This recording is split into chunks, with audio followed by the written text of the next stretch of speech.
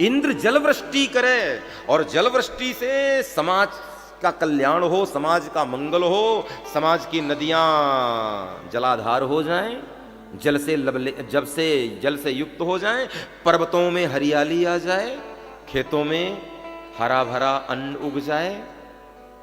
ये तो बात अच्छी है, लेकिन इंद्र इन सबको देने के लिए यदि किसी और चीज की कामना करे हमसे, दायित्व तो नहीं है। इंद्र का कर्तव्य है जलवृष्टि करना, मेघ उसके अधीन है और वो मेघों को आदेश कर सकता है समुचित वृष्टि के लिए।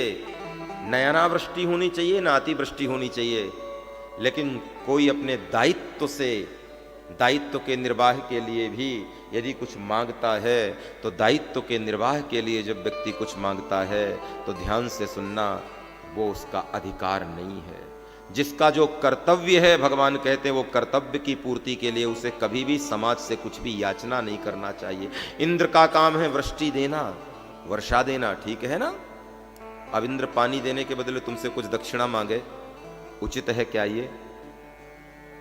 तो जो जिसका कार्य है उसे जिम्मे, भागवत का दर्शन ये कहना चाह रहा है कि जिसके झोली में भगवान ने इस धरती में जो काम सौंपा है, जिसकी झोली में भगवान ने जो काम सौंपा है, कर्तव्य ये होता है कि उसे धर्म समझ करके करना चाहिए। लेकिन आजकल धर्म समझ के लोग नहीं करते हैं काम। थोड़ा बोलो, धर्म समझ के लोग नहीं काम करते।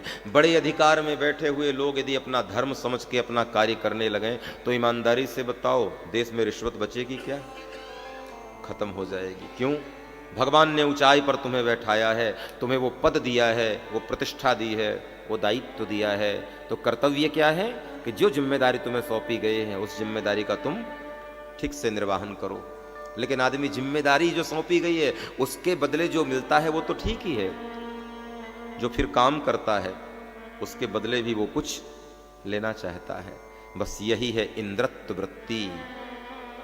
इंद्र की वृत्ति क्या कहना चाह रही है? इंद्र की वृत्ति भगवान मानो ये कहना चाह रहे हैं, जिसकी झोली में जो कर्तव्य आए उस कर्तव्य का पालन करो। अपने अपने कर्तव्यों का निष्ठा पूर्वक यदि पालन शुरू हो जाए तो देश से अत्याचार, अनीति अपने आप नष्ट हो जाएंगे। लेकिन नीचे वाला भी सो रहा है और ऊपर वाला भी सो रहा है, और नीचे वाले से कहो तुम सोने जैसा काम क्यों करते हो, तो वो कहता हमें मत बोलो, ऊपर वाले का आदेश है, ऊपर वाला जैसा कहेगा वैसा ही तो करेंगे। और दुनिया में यही हो रहा है, तंत्री से लेकर संतरी तक और संतरी से लेकर मंत्री तक सब सोए हुए हैं, कोई जागा हुआ नहीं है। राजा अपना काम नीति पूर्वक करना कर दे, धर्म समझ कर करना शुरू कर दे, तो देश की राजसत्ता एक और दिशा में दिखाई देगी।